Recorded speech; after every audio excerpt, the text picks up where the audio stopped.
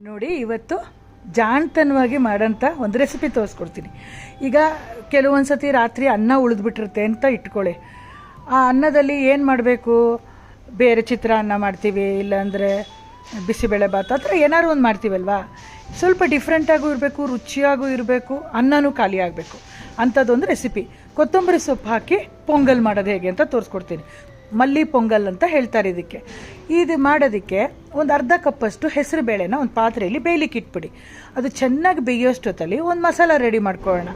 ಒಂದು ಮಿಕ್ಸಿ ಜಾರಲ್ಲಿ ಒಂದು ಅರ್ಧ ಬಟ್ಲಷ್ಟು ಫ್ರೆಶ್ ಆಗಿ ತುರಿದಂಥ ತೆಂಗಿನಕಾಯಿ ತುರಿ, ಕೊತ್ತಂಬರಿ ಸೊಪ್ಪು ಪೊಂಗಲ್ ಆಗಿರೋದ್ರಿಂದ ಕೊತ್ತಂಬರಿ ಸೊಪ್ಪು ಜಾಸ್ತಿ ಇರಬೇಕು. ಒಂದು 1/4 ಕಟ್ಟಷ್ಟು ಚೆನ್ನಾಗಿ ತೊಳೆದಂಥ ಹಸಿರಾಗಿ ಚೆನ್ನಾಗಿರೋಂಥ ಕೊತ್ತಂಬರಿ ಸೊಪ್ಪು ಹಾಕ್ಕೊಳ್ಳಿ. ಖಾರನೂ ಸ್ವಲ್ಪ ಜಾಸ್ತಿ ಇರಬೇಕು ಇದಕ್ಕೆ.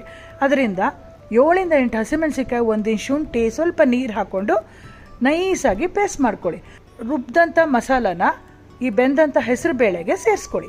ಹೆಸರು ಬೇಳೆ ಮತ್ತು ಮಸಾಲ ಎರಡೂ ಚೆನ್ನಾಗಿ ಕುದಿ ಬರಬೇಕು.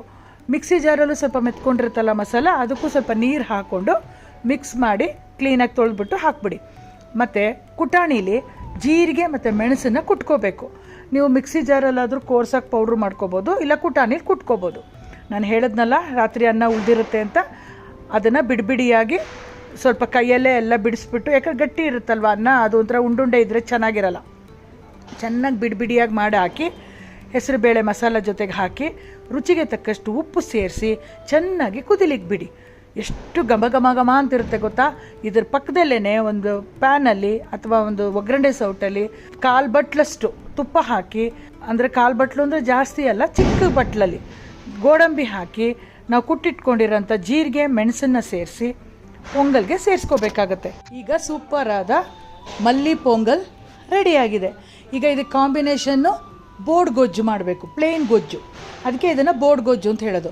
ಒಂದು ಪ್ಯಾನ್ ಇಟ್ಬಿಟ್ಟು 2 ಟೀ ಸ್ಪೂನ್ ಆಯಿಲ್ ಹಾಕಿ ಒಗ್ಗರಣೆಗೆ ಸಾಸಿವೆ, ಕಡಲೆಬೇಳೆ, ಉದ್ದಿನಬೇಳೆ, ಒಂದು ಚಿಟಿಕೆ ಇಂಗು, ಅರಿಶಿನ ಪುಡಿ ಕಲರ್ಗೆ, ಮತ್ತು ಸ್ವಲ್ಪ ನೆಲ್ಲಿಕಾಯಿ ಸೈಜು ಹುಣಸೆಹಣ್ಣೆ ನೆನೆಸ್ಬಿಟ್ಟು ರಸ ತೆಗೆದು ಹಾಕ್ತಾಯಿದ್ದೀನಿ. ಒಂದು ಅರ್ಧ ಬಟ್ಲಷ್ಟು ರಸ ಹಾಕಬೇಕಾಗತ್ತೆ.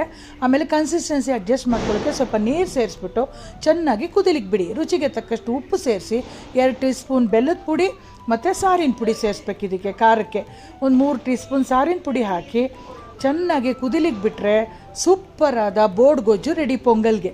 ಎಷ್ಟು ಚೆನ್ನಾಗಿರುತ್ತೆ ಗೊತ್ತಾ ಕಾಂಬಿನೇಷನ್ದು. ಅದು ಬಿಸಿ ಬಿಸಿಯಾದ ಈ ಗೊಜ್ಜು, ಕೊತ್ತಂಬರಿ ಸೊಪ್ಪು ಘಮ ಘಮ ಅಂತ ಇರುತ್ತೆ, ಆ ಪೊಂಗಲ್ಲು ಮೇಲೆ ಒಂಚೂರು ತುಪ್ಪ ಹಾಕೊಂಡು ತಿಂತಾಯಿದ್ರೆ ಯಾರಿಗೂ ಗೊತ್ತಾಗಲ್ಲ ನೀವು ಹಳೆ ಅನ್ನದಿಂದ ಮಾಡಿದ್ದೀರಾ ಅಂತ. ಹೇಳಲ್ವ ನಾವು, old wine in a new bottle ಅಂತ ಇದೆ ಅಲ್ವಾ, ಅದೇ ಥರನೇ ಹಳೆ ಅನ್ನನ ಹೊಸ್ದಾಗಿ ಕನ್ವರ್ಟ್ ಮಾಡಿಬಿಡೋದು.